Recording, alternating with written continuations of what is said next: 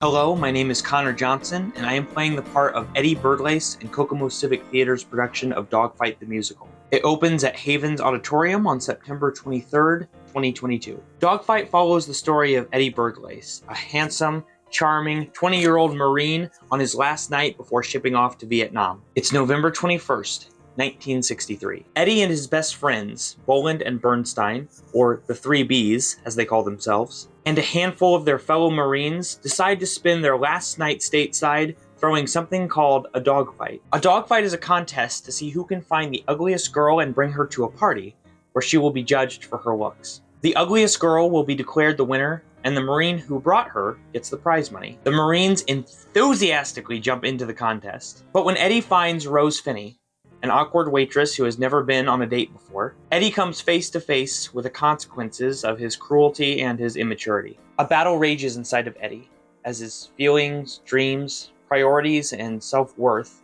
wage war inside of him. Throughout the story of Eddie and his fellow Marines looms the impending storm of war. Eddie and his friends discuss at length what brought them to San Francisco, what they'd be doing overseas, and the adoration, fame, women, and ease that would be waiting for them after their return from their glorious escapade abroad. Dogfight the Musical explores love, regret, forgiveness, brokenness, brotherhood, purpose, and hope. The main reason for why I pursued and then accepted the role of Eddie Birdlace was because of my close and personal connection with Vietnam veterans. I work at the VA hospital in Marion, Indiana as a recreational therapy assistant. Every day, I go onto locked inpatient units with about 20 veterans each, most of whom served primarily in Vietnam. These men are there because they are either physically or mentally unwell, or both. The men that I'm privileged to work with suffer from a range of serious mental illnesses, including schizophrenia, paranoia, PTSD, traumatic brain injury,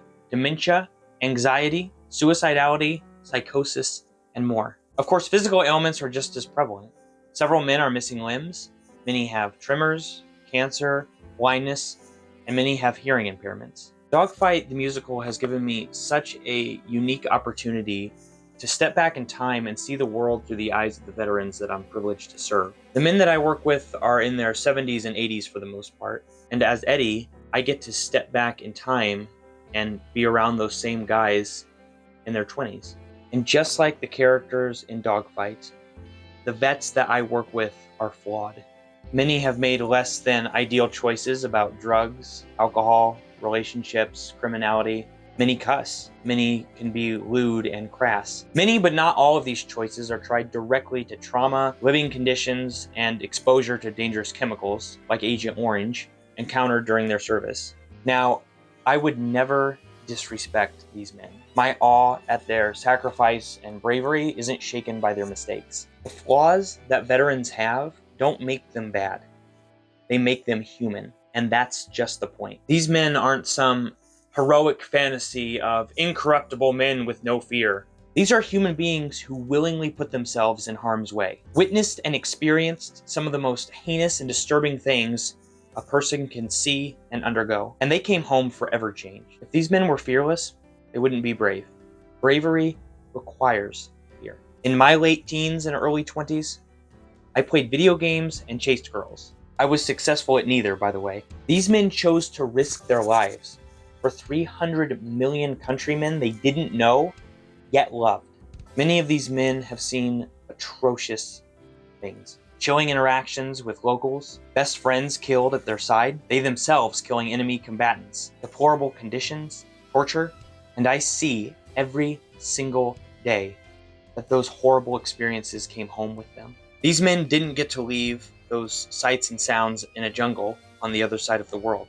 What they experienced is in their nightmares, their limps, their paralysis, their shaking limbs, their altered diets, their issues with communication, their struggles with focus. No soldier and no man in Dogfight is perfect. No soldier on Earth is perfect. There's only ever been one perfect soldier and man, and he died on the cross 2,000 years ago. Soldiers aren't saints, but they are worthy of our reverence and respect. I pray that those of us playing Marines on stage, be it in this show or any other show, can effectively honor military personnel. I hope that we can do justice to the real, unpolished character of soldiers in their youth. I want us to be successful for the men and women who chose to go to war, be it Vietnam or any other conflict. They deserve our praise, our support, our time, our attention, and they deserve a far better actor than me attempting to bring their story to life.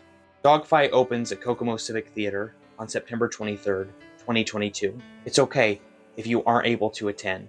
This video isn't meant to just be a promotional tool.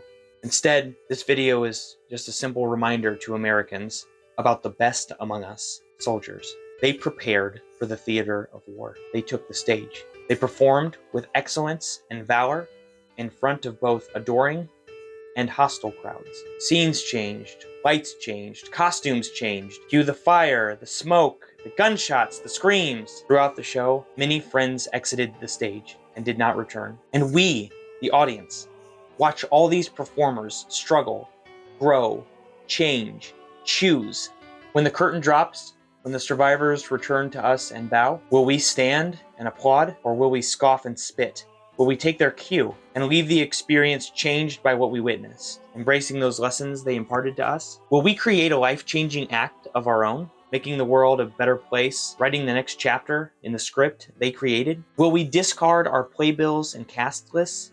Or will we remember, say, and honor those names that we read about? They once stood in the wings, and now, by God's grace, different wings await them. Thank you, God bless you, and God bless those who fight for our freedom.